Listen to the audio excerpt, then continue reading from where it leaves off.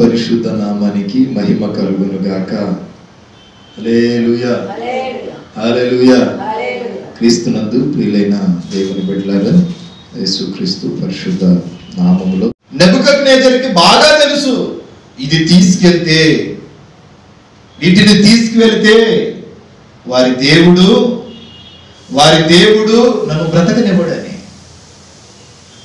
ప్రియులరా, ప్రార్థనా మందిరంలోని ఈ ఉపకరణాలను అపవిత్రం చేయకూడదు. కానీ ఇతడు అపవిత్రం చేయడానికి సిద్ధపడ్డాడు. వాళ్ళ చేత త్రాగించి తినిపించి వాళ్ళని అపవిత్రం చేద్దాం అనుకున్నాడు. కానీ వాళ్ళను అపవిత్రం చేయనివ్వలేదు. వారి వంశములో నుండి వచ్చిన ఈ బెల్షస్సరుకి దాని విలువ తెలియక ఆ పళ్ళములో ద్రాక్షారసమును పోసి వాటిని అపవిత్రపరిచాడు. ఇప్పుడు పళ్ళములు ఎవరో కాదు, దేవుని మందిరములో ఉండే విశ్వాసులు. పళ్ళములు ఎవరో కాదు, దేవుని మందిరములో ఉండే సేవకులు. పళ్ళములు ఎవరో కాదు, దేవుని మందిరములో పనిచేసేవారు. పళ్ళములు దేవుని మందిరంలో పెట్టుకునే స్టీల్ ప్లేట్లు కావు. విలువైన నీ జీవితాన్ని, విలువైన నీ హృదయాన్ని, విలువైన నీ ఆత్మను అపవిత్రం చేయకూడదు. వాటిని అపవిత్రము చేస్తే పుట్టగతులు ఉండవని నెబుకద్నెజరు యొక్క ఆలోచన. దేవుని మందిరములో ప్రతిష్టమైన, ప్రార్థనాపూర్వకమైన ఈ ప్రతిష్టమైన పళ్ళములను తీసుకొచ్చి వాటిలో నేను ద్రాక్షారసం పోసి వాటిలో నేను భుజిస్తే వాటి వలన కలిగే ఫలితము చాలా చాలా చాలా బలమైనదిగా ఉంటుందని ఎరిగాడు. కానీ వారి వంశంలో నుండి వచ్చిన బెల్షస్సరు మాత్రం గ్రహించలేకపోయాడు. ఇలా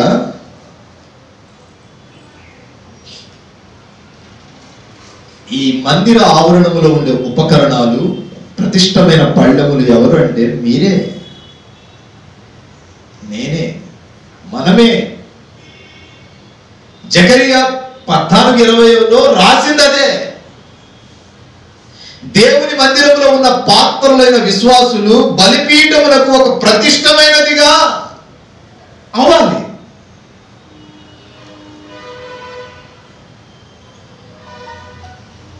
నేను ఒక పాత్రను అనుకుందాం. నేను ఒకప్పుడు శత్రువును, సాతాను చేతిలో ఉన్నాను. ఎప్పుడైతే దేవుని చేతిలోనికి వచ్చానో దేవుడు నన్ను ఎట్ట చేశాడు? ఓ పనికొచ్చే పాత్రగా చేశాడు. అంటే ప్రతిష్టమైన పాత్ర. నాగటి మీద చేయి పెట్టి వెనక్కి తిరిగి చూసే పాత్రలాగా కాదు కదా. ఎప్పుడైతే దేవుని మందసం యొద్దకు వస్తామో ఆ మందసం యొద్దకు వచ్చిన మనము ప్రతిష్ఠింపబడాలి. ఇప్పుడు నా మాట అర్థమైందా? ఇప్పుడు ప్రతిష్టమైన పళ్ళములు ఎవరు? ఇంట్లో కంచాలా? బైబిల్లో ప్రతి పదానికి కొన్ని అర్థాలు ఉంటాయి. ఇప్పుడు ఇంట్రడక్షన్ అయిందా? ఈ ప్రతిష్టమైన పళ్ళములలో నీవు గాని నేను గాని ఓ ప్రతిష్టమైన జీవితాన్ని చేసేటప్పుడు ప్రతిష్టత కలిగి వాటిని కాపాడుకొని బ్రతకాలి. జింకులు మారిన నక్కలాగా దేనికి దానికి తాకట్టు పెట్టేసి విలువైన నీ ప్రతిష్టతను పోగొట్టుకోకూడదు. దేవుని మందిరానికి వస్తున్నామన్న పేరే కానీ దేవుని మందిరములో ప్రతిష్టమైన జనముగా ఉండక వ్యభిచారం చేసేవాడు లేకపోలేదు, దొంగతనం చేసేవాడు లేకపోలేదు, అబద్ధ సాక్ష్యములు పలికేవారు, అనాలోచనకు క్రియలు చేసేవాళ్ళు, హృదయంలో ఒకటి ఉండి నోటిలో ఒకటి వ్యక్తపరిచి ఫేస్ రీడింగ్ లో ఇంకోటి బయలుపరిచేవాడు లేకపోలేదు. వీళ్ళు ప్రతిష్ఠింపబడరు. జీవితాంతం వారి బ్రతుకు దినములన్నీ ఆశీర్వాదాలు రావు. మందిర ఆవరణములో వస్తువులు అమ్మితేనే నా దేవుని ఆలయము వ్యాపారపు నిలయమా అన్నాడు.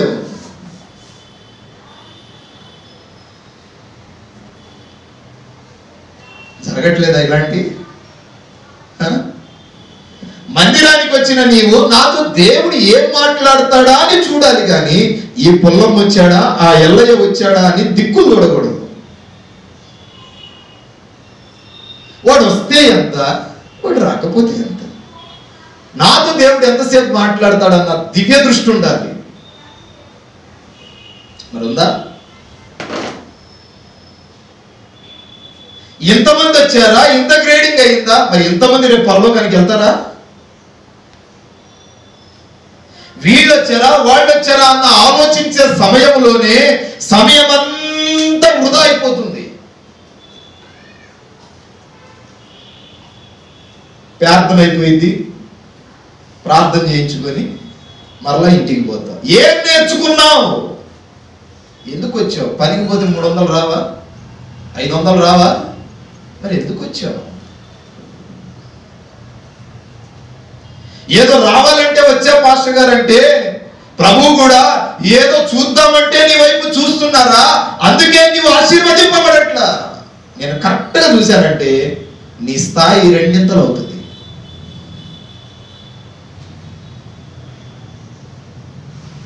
నా మాటలు మీకు గాయపరిస్తే నన్ను క్షమించండి. మీ ఫేస్ రీడింగ్లన్నీ కొట్టేటట్టున్నాయి. వాక్యం కుష్టి వచ్చిన వాడి పళ్ళెము, రాజుగారి పళ్ళెము 2 ఒకటేనా? అవుతుందా? అవుతుంది కదా. పాపం చేసేవాడు, దేవుని సన్నిధిలో నడుచుకునేవాడు ఒకటా? ఒక ప్రతిష్టమైన స్థానాన్ని చేయాలి. ఈ ప్రతిష్టమైన పళ్ళెములో మంచివి ఉంటాయి, చెడ్డవి ఉంటాయి, పనికొచ్చేవి ఉంటాయి, పనికిరానివి ఉంటాయి. పనికొచ్చే పాత్రగా ఉంటారు, పనికి మాలిన వాళ్ళు కూడా ఉంటారు. కానీ మరి నువ్వు ఏ స్థాయిలో ఏ కూరలో ఉన్నావు? పనికొచ్చే విత్తనానివా? నీ ప్రతిష్టతను తాకట్టు పెట్టి శరీర కోరికలకు తాకట్టు పెట్టేసేవాడివా? ఈ ప్రతిష్టమైన పళ్ళెములో ఓ మంచి ఫలాన్ని చూస్తున్నావా, చెడ్డ ఫలాలు ఫలిస్తున్నాయా? నీలో మంచి ఫలాలు ఫలిస్తున్నాయా, చెడ్డ ఫలాలు ఫలిస్తున్నాయా? ఆలోచించే. ఏ ఫలాలు ఫలిస్తున్నాయి నీలో? ఏ ఫలాలు అంటే, ఏ రోజు రాజు పుట్టినరోజుకు డ్యాన్స్ వేయడానికి, మైమరిపించడానికి అర్ధరాజ్యం ఇస్తానని చెప్పాడు కదా.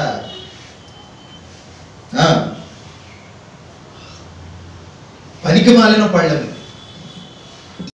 ఏమడగమంటావు అని అంటే, ఏమేం చేయాలి? అర్ధరాజ్యం కావాలి, ఆస్తులు కావాలి, ఐశ్వర్యాలు కావాలని అడగొచ్చు కదా. కాదు, వ్యభిచారము తప్పు అన్న బాప్తీసం ఇచ్చి యోహాను యొక్క అసలు దైవ సేవకుడి తలవడని కోరుకుంటాడా? అసలు కోరుకుంటే బ్రతుకుతాడా? వ్యభిచారం ఉంది, మైమరిపించావు, బాగానే ఉంది.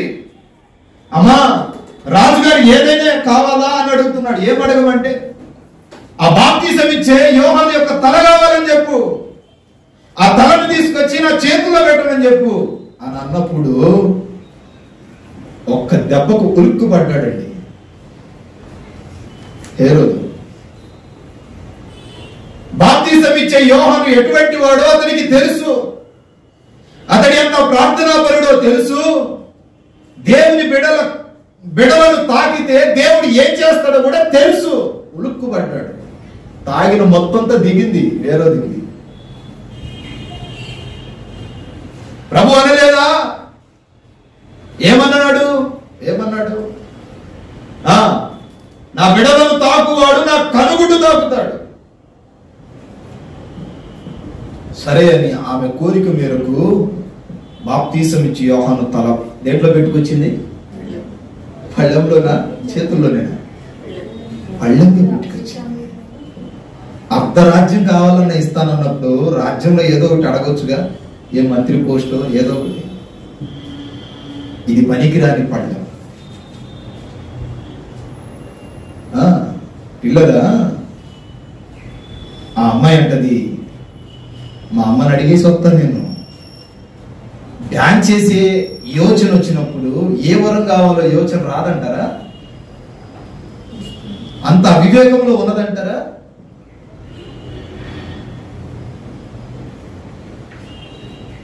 యోహాను ఒకటే మాట అన్నాడు, ఈ అక్రమ సంబంధం తప్పమ్మా అన్నందుకు అతని తలను కోరుకున్నది.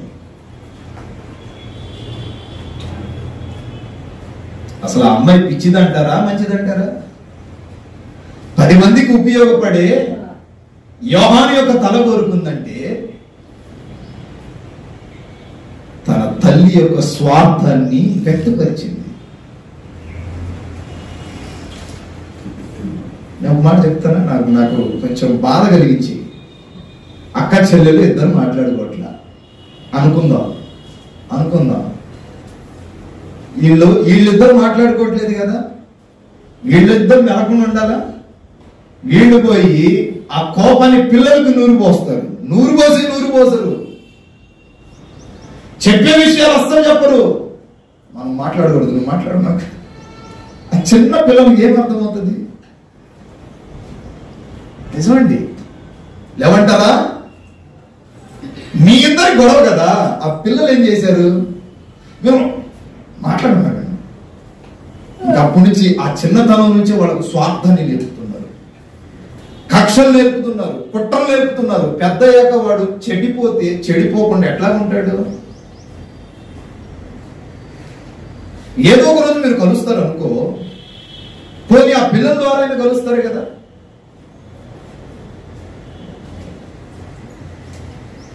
మళ్ళీ విశ్వాసులే, మళ్ళీ మందిరానికి వచ్చేవాళ్ళే, మంచి భక్తి పనులే, మరి చేసేదేమో దొడ్డిదారుల పనులు. నీది కదా కోపం, నీది కదా ఆవేశము. నీ పిల్లలు ఏం చేశారు? తప్పదు. ఇలా వినియోగించుకోలేని వాటిని మీ విలువైన జీవితాలకు వినియోగించుకోవడం వలన మీ జీవితాలు ఆ ప్రతిష్టతను కోల్పోతున్నాయి. ఏది వినియోగించుకోవాలో, వేటిని వినియోగించుకోకూడదో ఎరిగి ఉండాలండి, తెలుసుకొని ఉండాలి. అలా వినియోగించుకోవలసినవి ఏవి, వినియోగించుకోలేనివి ఏవో యోచనకు రావాలి. పాపాన్ని వినియోగించుకుంటే పాడైపోతామని తెలుసు. ఆ సిగరెట్ పెట్టి మీద రాస్తాడు, ఇది దాగితే చస్తామని, వాడు అదే అవుతాడు. చెయ్యొద్దన్న పని ఏం చెప్తాడు. ఎందుకు? ఆదాము చెయ్యొద్దన్న పని చేశాడుగా. హవ్వ ఏం చేసింది? ఆ పండు తినవద్దు అంటే వాడు అదే చెప్తాడు. ఇది ఎప్పటి నుంచి వచ్చిన గచ్చి కాదు, ఎప్పటి నుంచో వచ్చింది. బెల్షస్సరు కూడా అదే చేశాడు. నెబుకద్నెజరు అంటాడు, ఏ బాబు అజ్జయ్ మాకు, వాడు మామూలు కాదు, అది చేయమాకు అంటే నేను అదే చేస్తా. ఏం జరిగిందో చూద్దాం. అపవిత్రమైన ద్రాక్షారసం పోసాడు. అందుకే ఆ రాత్రి గోడ మీద ఒక చెయ్యి వచ్చి రాయటము, కాళ్ళు బలహీనమైపోవటము, చచ్చుబడిన స్థాయిలో అయిపోయాడు. పరిశుద్ధమైన విలువైనటువంటి మీ జీవితాన్ని పాపానికి, లోకానికి అప్పగించుకుంటే ఎలా ఫలిస్తావు? ఎలా ఫలభరితముగా మారుతావు? ఈ విలువైన జీవితంలో విలువైన వస్తువులు దాచుకుంటే అభివృద్ధి చెందుతాం, కానీ విలువలేని మలినమైన వాటిని, విలువలేని వాటిని దాచుకోవడం వల్ల ఎలా వర్ధిల్లుతావు? ఈ విలువైన పళ్ళములో ఓ మంచి ఫలముగా ఫలించు. నువ్వు విలువైన పళ్ళములో ఓ విలువైన వ్యక్తిగా పిలువబడితే మంచిది కదా. ప్రతిరోజు అరుణోదయం లేచినప్పుడు నేను అనుకుంటా, పేరు కాపాడుకోవాలంటే చాలా టైం పడుతుంది. అదే పేరు పోగొట్టుకోవాలంటే నిమిషం మాత్రం చాలు. చీదరమైన జీవితం నుండి ప్రభు ఒకప్పుడు నన్ను మార్చాడు కదా. ఆ చెత్తగుండి వంటి జీవితం నుండి నన్ను వెడలిపరిచాడు కదా. ఆ పనికిరాని జీవితం నుండి పనికొచ్చే పాత్రగా చేశాడు కదా. ఓ బలమైన స్థావరముగా బలమైన స్థానాన్ని ఇచ్చాడు కదా. ఈ విలువైన జీవితంలో, ప్రతిష్టమైన జీవితంలో ఇంకా నీవు పనికి మాలిన పనులు చేస్తే ఎట్లా అంటావు? నిర్గమాకాండం ఒక మాట చెబుతాను, టైం లేదు, వచ్చే వారం కంటిన్యూ చేస్తాను.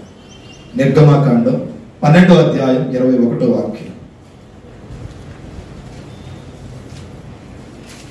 నిర్గమాకాండం 12:21. కాబట్టి మోషే ఇశ్రాయేలీయుల పెద్దలందరినీ పిలువనంపించి ఇట్లా నేను మీరు మీ కుటుంబముల చొప్పున మందలో నుండి తెచ్చి పస్కా పశువును వధించండి. హిస్సోపుతో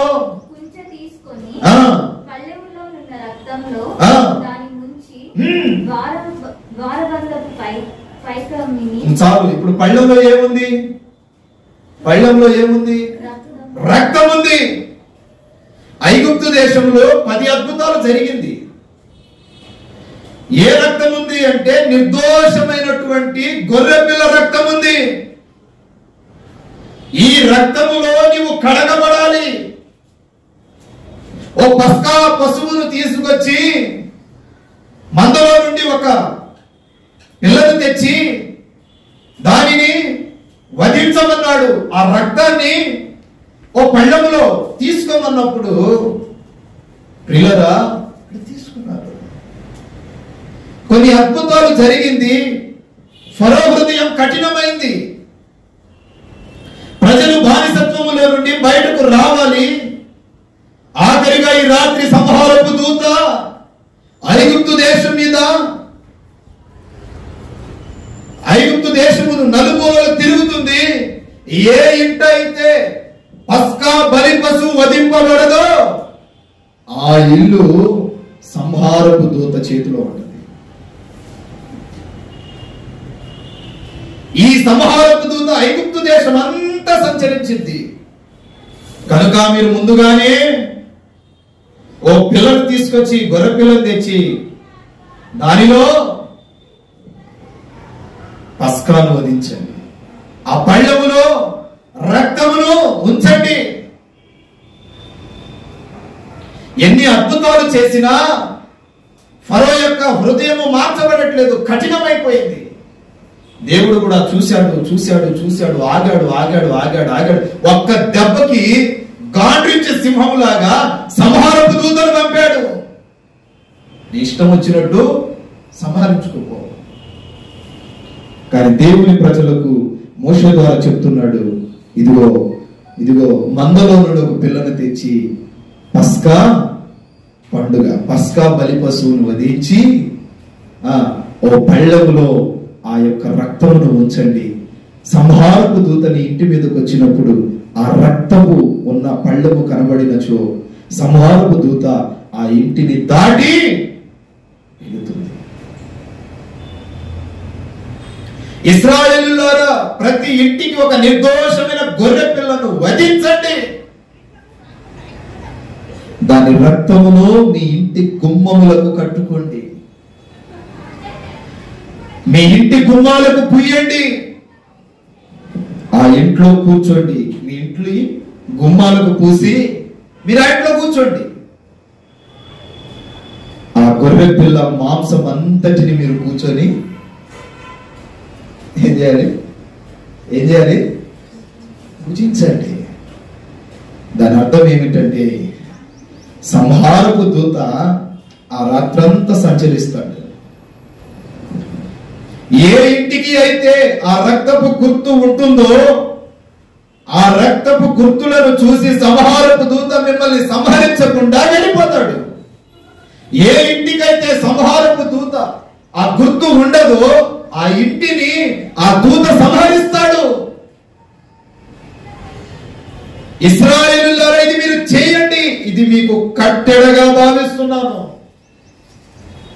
ఇప్పుడు మన భాషలో ఏంటో చెప్పునా, ఏ వ్యక్తి అయితే యేసుక్రీస్తు ప్రభు రక్తములో కడగబడడో, రక్షణను తెచ్చుకోడో, మారుమనసు పొందడో, వారిని సంహారపు దూత ఏం చేసింది? ఇప్పుడు నువ్వు ఎక్కడ కడగబడాలి? నిన్ను చీకటి సంబంధమైన సాతానుడు ముట్టాలంటే నీకు నీ శరీరం మీద, నీ నుదుటి మీద గొర్రెపిల్ల రక్తం కనబడాలి. ఏంటి? గొర్రెపిల్ల రక్తము కనబడాలి. దానికి అర్థము, నేను కలువరి సిలువలో రక్తము కార్చిన క్రీస్తు యొక్క రక్తములో కడగబడిన వాణ్ణి, నా పాపములు ఆయన రక్తములో మలినమును చేసుకున్నవాడిని, పవిత్రపరుచుకున్నవాడిని, పరిశుద్ధమైన వాడిని. నీ మీద ఎప్పుడైతే అది కనబడుతుందో సాతానుగాడు నీ దరిదాపులో రావటానికి భయపడతాడు. పిల్లరా, రక్తములో, పళ్ళములో రక్తము అంటే రక్షణ నీ జీవితంలో ఉండాలి. ఇప్పుడు అర్థమైందా? పళ్ళం అంటే ఎవరు? మనమే కదా. రక్తం అంటే రక్షణ. యేసయ్య రక్తంలో నీవు నేను కడగబడాలి. కడగబడనిచో నిత్యాగ్నిలో నీవు ఉంటావు. కడగబడినచో ఆయనతో పాటు భోజనపు బల్ల మీద భుజించడానికి కూర్చుంటావు. అర్థమైందా? అర్థం కాకపోతే మళ్ళీ చూద్దాం.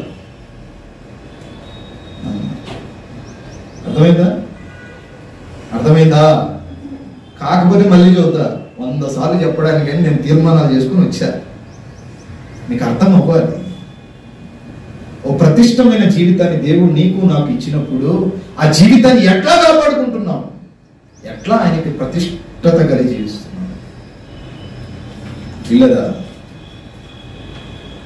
ఒక నిర్దోషమైన గొర్రె పిల్లను వధించి పళ్ళము నిండా రక్తాన్ని పోసి హిస్సోపు కొంచె తీసుకొని దానిని ఇంటి గోడలకు రాయాలి. మన భాషలో బ్రష్ అంటాం. బ్రష్, ఆ బ్రష్ తీసుకొని ఆ యొక్క పళ్ళములో ముంచి ఇంటి గోడలకు పెయింట్ వేసినట్టు రాయాలి. అప్పుడు సంహారపు దూత ఆ ఇల్లు వదిలిపెట్టట వెళ్ళిపోతుంది. ఇంటి గుమ్మములకు రాయాలి. ఇదేనా పిల్లరా? హిస్సోపు అనేది ఒక చెట్టు. అది రాళ్ల మధ్యలో బండ సందుల్లో పెరిగేది. అది దావీదు కూడా అంటాడు, దేవా హిస్సోపుతో నన్ను హిస్సోపుతో నన్ను కడగయ్యా. ఏనాడైనా ప్రార్థన చేశాడా? ప్రభువా హిస్సోపుతో నన్ను కడగవా, నా పాపాలన్నీ కడగవా, నన్ను పవిత్రపరచవా, నన్ను పరిశుద్ధపరచు ప్రభువా. చెళ్ళ పెంకువలే నా పాపములు నన్నెంతో ఇబ్బంది పరుస్తున్నాయి, గుచ్చుతున్నాయి. నా వీపున బాణముల వలె గుచ్చుతుంది. శోపుతో నన్ను శుభ్రపరచు, శుద్ధి చేయ. కడగబడ్డామా? రానున్న శిలువ ధ్యానాల్లో తీర్మానం చేసుకో, రక్షింపబడటానికి. ఎన్నాళ్ళని వంకలు వాగులు తిరుగుతాం. ఓ బలమైన దేవుని కాడి క్రిందకు రావాలి కదా. ఓ బలమైన దేవునికి నీవు అప్పగింపబడాలి కదా. ఇప్పుడు నేను వచ్చి ఇంట్లో ఉన్నాను అనుకో, ఈ ఇల్లు సమస్తం నా మీద రిజిస్ట్రేషన్ అయింది అనుకో, ఈ ఇల్లు ఎవరిది? నాదేనా? నాదా మీద? ఏదో చెబుతున్నాలే, మళ్ళీ నన్ను రానలాగండి, నేను రానులే. కానీ నాదా మీద? నాదేనా? ఇప్పుడు ఒక రక్షణను నువ్వు పొందుకుంటే ఆ రక్షణకు పరలోకములో నీకు ఒక సింహాసనం వేయబడుతుంది. అది నీదా నాదా? నీ కొరకు వేయబడితే అది నీది. నీ కొరకు వేయబడాలంటే నీవేం చేయాలి? ముందు రిజిస్ట్రేషన్ ఫామ్ అవ్వాలా లేదా? కాబట్టి నువ్వు బాప్తిసం పొందాలి, రక్షింపబడాలి, పరిశుద్ధాత్మను పొందుకోవాలి. ఆయన అన్నాడుగా, ఆత్మ లేనివాడు నావాడు. మనం కూడా చదువుతాంగా ఆరాధన చేసేటప్పుడు, పరిశుద్ధాత్మను నమ్ముచున్నావా? నమ్ముచున్నాం. పరిశుద్ధాత్మను నమ్ముచున్నాం, కానీ ఆత్మను మనం పొందాలి. పరిశుద్ధాత్ముడు మనలో ఉండాలి. పరిశుద్ధాత్ముడు నీలో ఉంటే గంటల తరబడి ప్రార్థన చేస్తావు, అలసట రాదు, సొమ్మసిల్లవు, బలహీన కలగవు. కాసేపు కూర్చొని కాసేపు మోకాళ్ళేద్దాంలే అన్న ఆలోచన కలగనే కలగదు. పరిశుద్ధాత్ముడు నీలో ఉంటే ప్రభు నాతో ఎప్పుడు మాట్లాడతాడని ఎంతసేపైనా ఆయనతో పెరుగులాడే జీవితాన్నే చేస్తావు. పరిశుద్ధాత్ముడు నీలో లేనప్పుడు నువ్వెంత భక్తి చేసినా సున్నం కొట్టిన సమాధిలాగే ఉంటుంది. ఈ సోపుతో నన్ను కడగమని అడుగు. బండ సందులలో పెరుగుతున్న ఓ పావురమా, ఓ నిష్కలంకమైన జీవితాన్ని చేయటానికి, పవిత్రమైన జీవితాన్ని చేయడానికి ప్రభు కొరకు సిద్ధపడతావా? దావీదు అంటాడు, అదే ఈ సోపుతో నన్ను కడుగు. పాపంలో పడిపోయా, అపవిత్రమైపోయాను ప్రభువా, లోక ఆలోచనలు, లోక చింతలు, ఎన్నాళ్ళు కాపాడుకున్న నా పవిత్రతను, పరిశుద్ధతను కొద్ది నిమిషాలు నిగ్రహముగా ఉండలేకపోయా. నిగ్రహ స్థానాన్ని కోల్పోయాను. జ్ఞానేంద్రియాలు సర్క్యులేషన్ మారాయి. నిగ్రహతను కోల్పోయాను, పాపంలో పడిపోయాను. అయ్యో ప్రభువా, ఇస్సోపుతో నన్ను కడుగు. మలినమైపోయి ఉన్నానేమో, మట్టి వలె ఉన్నాను, శుద్ధి చేయి. బంగారమును ఒక నెల రోజులు, సంవత్సరం వాడిన తర్వాత ఆ బంగారపు ఆ యొక్క సావుకారు దగ్గరికి తీసుకెళ్ళినప్పుడు ఆ బంగారాన్ని ఏం చెబుతాం? దీన్ని కొంచెం కడగమన్నప్పుడు దాని మీద ఉన్న మట్టి అంతా బయటకు వస్తుంది. మరలా బంగారం ఎలా మారింది? ఒక కొత్త ఆకారాన్ని వెలుగునిచ్చింది. అతడు కడిగిన నీళ్లు చూస్తే ఎట్లా ఉంటాయి? మురిగ్గా ఉంటాయి. మన చేతికి ఉన్నప్పుడు బంగారం ఎట్లా కనబడింది? మురికి లేని దానిలా కనబడింది. ఎప్పుడైతే ఆ బంగారము శుద్ధి చేసే వారి దగ్గరికి ఆ బంగారాన్ని వెళ్ళి ఇస్తామో వాడు తన వాడుక చొప్పున తనకు పనిలో ఉన్నట్టు ఆ పరికరాలలో ఆ బంగారాన్ని పెట్టినప్పుడు ఆ బంగారము తన వాడుక చొప్పున మరలా క్రొత్తగాని వెలుగునిచ్చింది. ఇప్పుడు నీవు కూడా బాగా కనబడటానికి అందంగా చక్కగా ఉన్నావు, భక్తి పరులాగా. లోపల ఉన్న మడ్డి నీకే అర్థమవుతుంది కదా, నీకెవరికి అర్థమవుతుంది? నాకేం తెలుస్తుందా? దానిని తీసుకొచ్చి ప్రభు యొక్క రక్తము ఎదుట, ప్రభు పాదాల దగ్గర, దేవుని సన్నిధిలో నీవు పానార్పణముగా పెట్టినప్పుడు నీ జీవితము మరలా క్రొత్తదనాన్ని కోరుకుంటది. నీ ఆత్మ ఒక నూతన నవజీవన మార్గాల్లో నడిపింపబడతది. అర్థమవుతుందా పిల్లరా? వాక్యం సెలవిస్తుంది. ఒక పళ్ళెము, ఈ పళ్ళెం దేనికి ఉపయోగపడింది? గొర్రె పిల్ల యొక్క రక్తమును ఉంచుటకు ఉపయోగపడింది. ఇప్పుడు నీవు కూడా సిలువను సిలువను మోసుకొని పోతున్న ఆ క్రీస్తును మోస్తున్న పళ్ళెముగా మారాలి. నీలో ఆయన రక్షణ కనబడాలి, నీలో ఆయన నీతి కనబడాలి, నీలో ఆయన చూపులు కనబడాలి, నీలో ఆయన ప్రణాళికలు కనబడాలి, నీలో ఆయనే కనబడాలి. దిగాలంక అంతే. నేను ఎవరి కుమారుణ్ణి అంటే ఏమంటారు? మా నాన్న ఉంటారు కదా, మిమ్మల్ని అడిగితే మీరు చెబుతారు కదా. కొన్నిసార్లు ఏమంటారు? వాళ్ళ నాన్న పోలికలు వచ్చి మీరు వాడిని అంటామా, అనమా? మరి ఆ పరమ తండ్రి అయిన దేవుని పోలికలు మన జీవితాలు ఎందుకు రావట్లా? ఆయన చేసిన నీతి కార్యాలు మనం ఎందుకు చేయట్లా? ఆయన నడుచుకున్న ఆ యథార్థమైన జీవితాన్ని మనం ఎందుకు దారి తప్పి తిరుగుతున్నాం? వాక్యము ఖండించేటప్పుడు మనసు గర్దిస్తుంది. మనసు గర్దించినప్పుడు సాతాను గాడు వచ్చి అంటాడు, ఇంక వినమాకులే, ఇంక చేయమాకు, ఏముంది రోజు చెప్పేదే కదా అంటాడు. ఇదే ఆలోచన ప్రతిరోజు పెట్టి ఏ రోజు వాడు వాక్యం విననివ్వకుండా చేసేస్తాడు. నీ మనసు ఇంకెక్కడ మారుతుంది? ఒక క్రొత్తదనము నీలో రావాలి, ఓ తీయని ఫలము ఫలించాలి. సమ్మర్లో ఏ కాయ బాగుంటది? మామిడికాయలు. మామిడికాయల్లో కూడా ఏం కొంటాం? రసాలు కొంటాం. ఎందుకు? తీయదనం కోసం. పచ్చి తినవుగా. పచ్చి ఒకవేళ తిన్నా తీయదనాన్ని వ్యక్తపరచదు కదా. మరి నీ జీవితంలో ఒక తీయమైన అనుభవాలు ఏమైనా ఉన్నాయా దేవునికి వ్యక్తపరిచేవి? దేవుడిని ఆస్వాదించాలంటే ఓ తీయటి అనుభవం ఏమైనా ఉందా నీలో?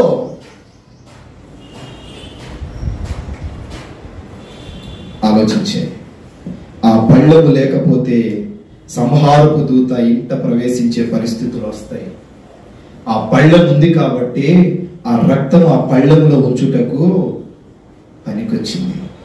నీ ఇంటిలో రక్తము ఉన్న ఒక పళ్ళము గా నీవు లేవు గనుక, యేసు రక్తంలో నీవు కడగబడలేదు కనుక నీ జీవితం సాతాను గాడి చెరల్లోనే ఉంది. ఇంకా యేసు రక్తముగా నీవు కడగబడి నీ ఇంటిలో ఉంటే నీ ఇల్లంతా మార్పు చెందుతుంది, నీ కుటుంబం అంతా మారు మనసు పొందుతుంది. నీ ఇంటిలో ప్రతిరోజు సంగీత సునాదములే వినవింపబడతాయి. ఆయన ఆశీర్వాదాలు నీ వద్దన్న వస్తూనే ఉంటాయి. పాలు పొంగుతున్న కొలది ఆయన దీవెన నీ ఇంటిలో పొంగుతూ ఉంటాయి. ఎప్పుడో ఆయన రక్షణ, ఆయన రక్తంలో నువ్వు కడగబడినప్పుడు. చివరిగా ఒక మాట, పేతురు రాసిన మొదటి పత్రిక 1వ అధ్యాయం 18వ వాక్యం. మిగిలిన విషయాలు రేపు ప్రకటన చేస్తాను.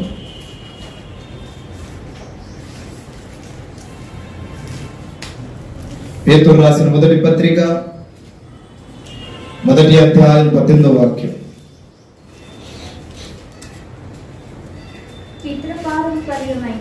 పితృపారంపర్యమైన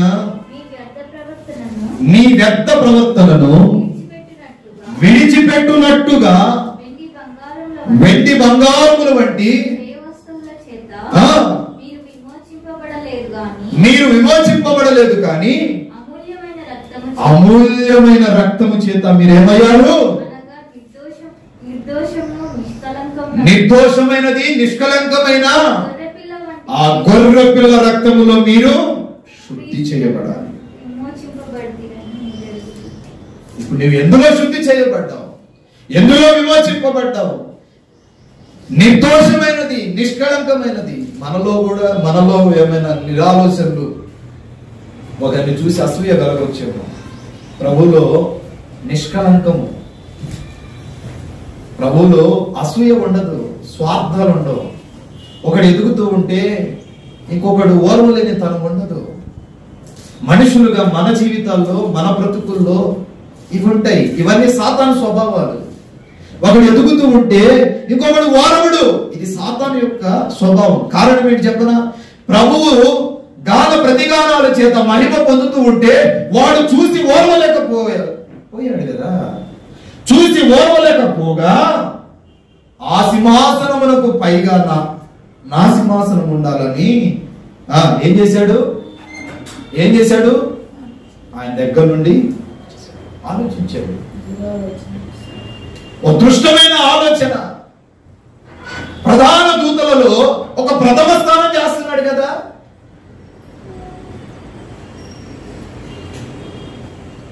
దేవుడు ఎందుకు ఇంతలా మహిమ పొందుతున్నాడని యోచించి గ్రహించి ఓర్వలేక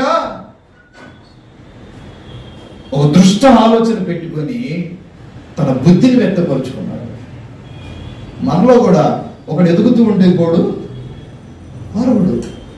దావీదు ఎదుగుతూ ఉంటే సౌలు ఓర్వలేకపోయాడు. ఎక్కడ ఈ రాజ్య సంస్థానం పోతుందో, నా కొడుకు రాజు అవ్వడేమో అని అతనిలో ఈర్ష్య పుట్టింది. ఇవన్నీ సాతాను యొక్క క్రియలు. ఓ మంచి మనస్సాక్షి ఉండాలి నీకు. మనము గొర్రె పిల్ల రక్తములో కడగబడి విమోచింపబడిన వారము. ప్రకటన 7వ అధ్యాయం 14వ వాక్యంలో ఓ మాట అంటాడు, పరలోకములో చదవండి ఒక మాట. అందుకు నేను అయ్యా నీకే తెలియనగా మీరు మహాశ్రమల నుండి వచ్చింది కదా. గొర్రె పిల్ల యొక్క రక్తములో తమ వస్త్రములను ఇప్పుడు దేంట్లో ఉతుక్కోవాలి? వాషింగ్ పౌడర్, నిర్మా దాంట్లోనా? గొర్రె పిల్ల రక్తములో మన వస్త్రములను ఉతుక్కోవాలి. వస్త్రము అనగా స్వభావాలు. గొర్రె పిల్ల రక్తములో నీ బుద్ధిని మార్చుకోవాలి. గొర్రె పిల్ల రక్తములో నీ పాపాన్ని కడుక్కోవాలి. నీవు దాచుకునే అపవిత్రతను విడిచిపెట్టాలి. నీలో ఉన్న చెడు స్వభావాలను విడిచిపెట్టి ఓ మంచి పవిత్రమైన జీవితాన్ని చేయాలి. పరలోకములో తెల్లని వస్త్రములు ధరించుకొని కొందరు మనకు కనిపిస్తారు. యోహాను వారిని చూస్తూ ఈ మాట అంటున్నాడు, అయ్యా ఆ తెల్లని వస్త్రములు ధరించుకున్న కొందరు కనబడుతున్నారే, వాళ్ళు ఎవరు?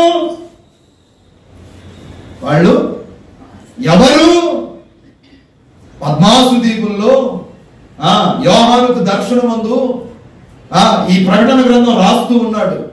అప్పుడు ప్రతిదీ దేవుడు బయలుపరుస్తూ ఉంటే అడుగుతున్నాడు 24 సంఘ పెద్దలని, అయ్యా వాళ్ళు ఎవరు?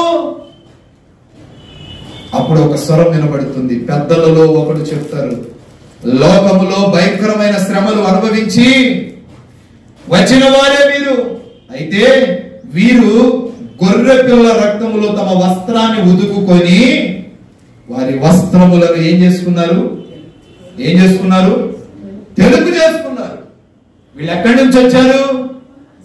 మహాశ్రమల నుండి వచ్చారు. భూమి మీద మహావేదన పట్టబడ్డారు.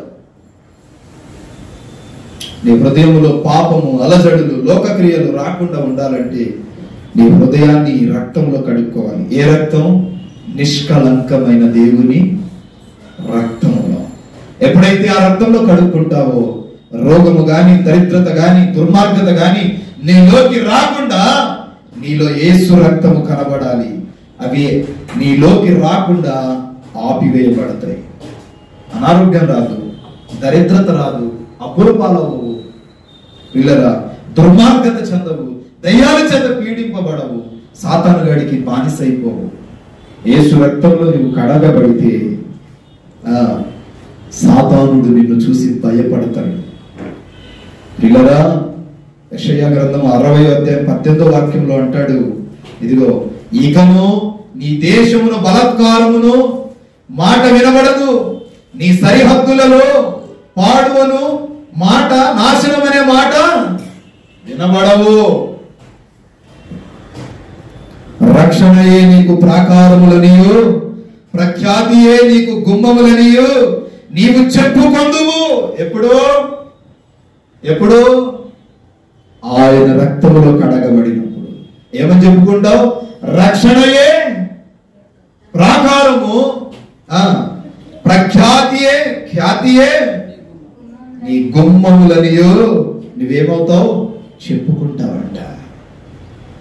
రక్షణ నీకు ప్రాకారములుగా మారాలి. రక్షణ పొందిన విశ్వాసిగా నీవు ఉండాలి. రక్తంలో కడగబడకపోతే రక్షణ పొందిన వాడవు కావు. నీవు రక్షణ పొందిన పాత్రను కలిగి జీవించాలి. రక్తంలో కడగబడాలి. రక్తంలో కడగబడని రోజులు నీవు దరిద్రతను చూస్తావు, అనారోగ్యంను చూస్తావు, లోక చింతలు, అలజడులు ఇవెన్నో చూస్తావు. రక్తంలో కడగబడినప్పుడు ఇవేవి నీ కంటపడవు, ఇవేవి నీ దరిద్రపుల్లోకి రావు. రక్షణ నీకు ప్రాకారముగా ఉంటుంది. ప్రఖ్యాతియే నీకు గుమ్మములుగా కనబడతాయి. ఇప్పుడు పళ్ళెములో ఏముంది? రక్తం. ఇప్పుడు నీ హృదయాన్ని దేంతో శుద్ధి చేయాలి? హిస్సోపుతో శుద్ధి చేసుకోవాలి. ఎన్నాళ్ళని వంకలు చెప్తావు? ఎన్నాళ్ళని లోకానికి చోటిస్తావు? ఎన్నాళ్ళని పాపానికి చోటిస్తావు? ఎన్నాళ్ళని దరిద్రతకు చోటిస్తావు? ఎన్నాళ్ళని ఇంకా దరిద్రంలోకి బ్రతుకుతావు?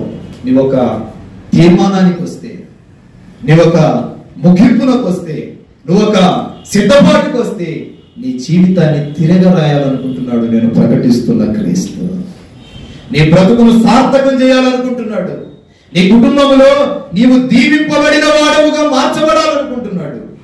ఆ విధముగా నువ్వు మారాలంటే యేసు రక్తంలో నువ్వు కడగబడాలి. ఒక ఇంట్లో భార్య ఒక్కటే మారు మనసు పొందింది అనుకో, కొంతవరకు ఆశీర్వాదం ఉంటుంది. భార్య కాకుండా భర్త కూడా పొందుంటే ఆ ఇల్లంతా ఆశీర్వాదానికి కారకుడిగా మార్చబడతారు. కనుక నా మాటలు ముగిస్తున్నాను. యేసు రక్తములో నీవు నేను కడగబడాలి. కడగబడకపోతే ప్రతిష్టమైన పళ్ళెముగా మార్చబడము. ప్రతిష్ఠితమైన జీవితాన్ని చేయము. ప్రతిష్ఠితమైన జీవితం చేస్తూ ఆయనకు ఓ ప్రతిష్ఠిత కలిగిన బ్రతుకును చేద్దాం. దేవుని కొద్ది మాటలు దీవించునుగాక. ఒకరించండి, ప్రార్థన చేద్దాం.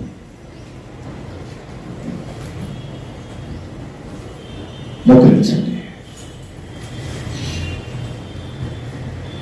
నీ ప్రేమే నన్ను ఆదరించెను, సమయోచితమైన నీ కృపయే నన్ను దాచి కాపాడెను.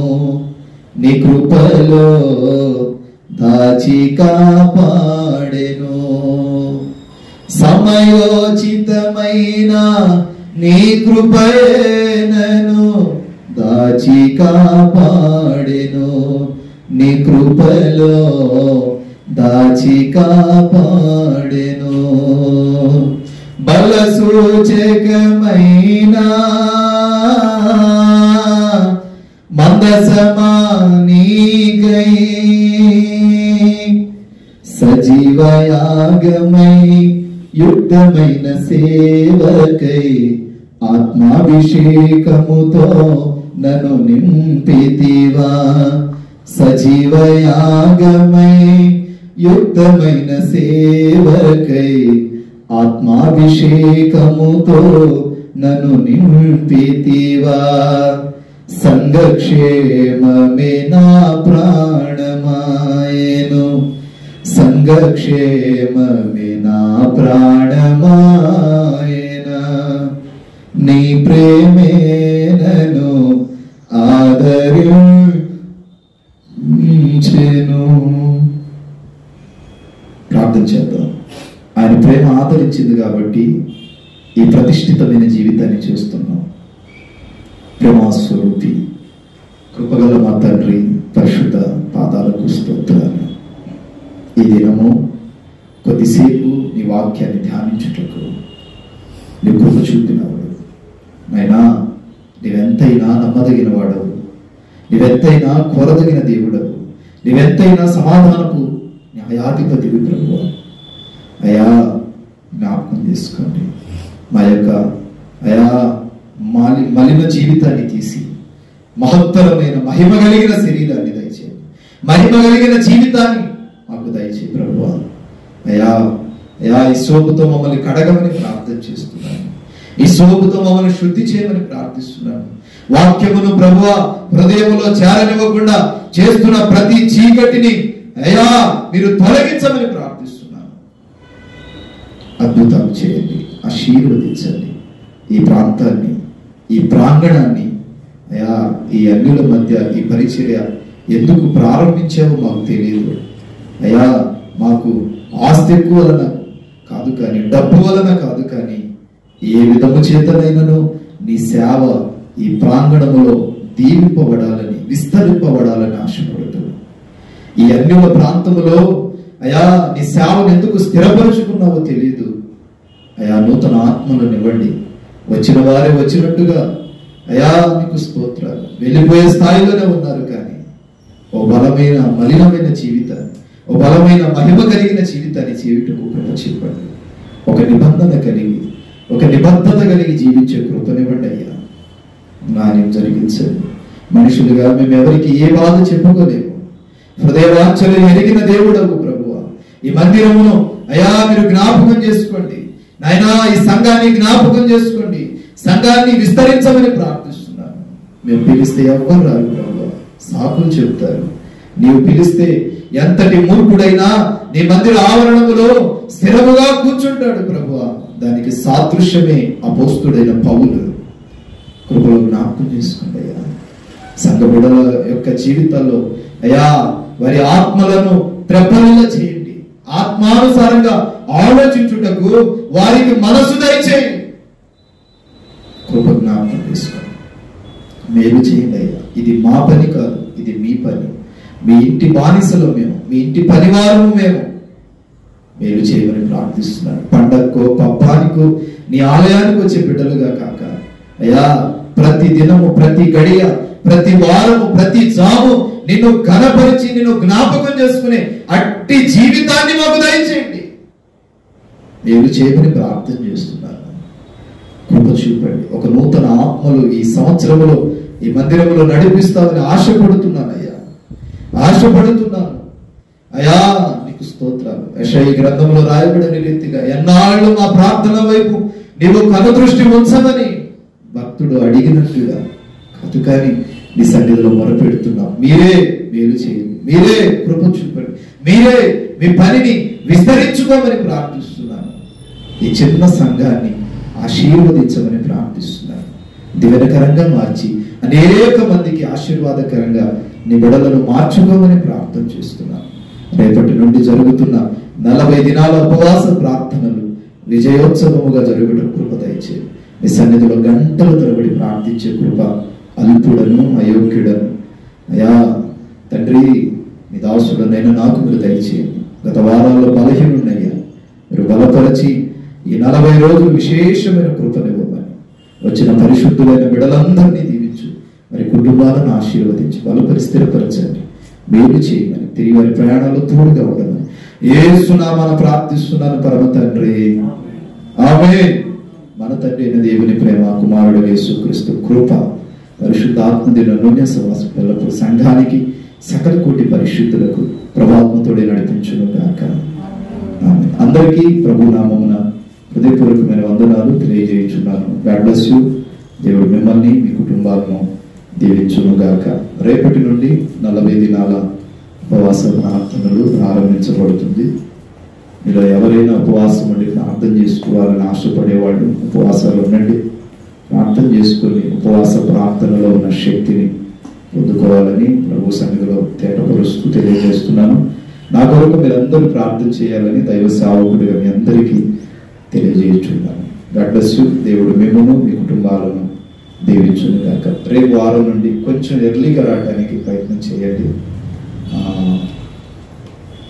11 అవుతుంది వచ్చేసరికి. కొంచెం ఎర్లీగా రావడానికి ప్రయత్నం చేయండి. కొంచెం అలసిపోయి ఉంటాము, సిద్ధపడి ఉంటాం కాబట్టి కొంచెం ఎర్లీగా వస్తే త్వరగా ముగించుకొని తిరిగి ప్రయాణాలు చేసుకోవడానికి అవకాశం ఉంటుంది. జాబు చేయక మీరెంత త్వరగా వస్తే అంత త్వరగా వదిలిపెట్టుటకు అవకాశం ఉంటుంది. మీరు లేటుగా వచ్చి ఆపసాపాలు చేస్తూ ఉంటే మిమ్మల్ని చూసి నాకు కూడా బాధేస్తూ ఉంటుంది. కనుక కొంచెం ఎర్లీగా రావడానికి ప్రయత్నం చేయండి. దేవుని కృప మీ అందరికీ తోడై ఉండుగాక. సమయంలో హృదయపూర్వకమైన అర్పణలు దేవుని సేవకు సమర్పించమని ప్రభు సేవకుడిగా మనం చూస్తున్నాం. ఒక పాట పాడుతూ ఉండగా హృదయపూర్వకమైన అర్పణలు ప్రభు సేవకు సమర్పించు. బ్రదర్ బి అభిషేక్ నాయకు, నాగేశ్వరం తండా, మాచువరం మండలం, గుంటూరు డిస్టిక్. మా ఫోన్ నెంబర్ 7659018230.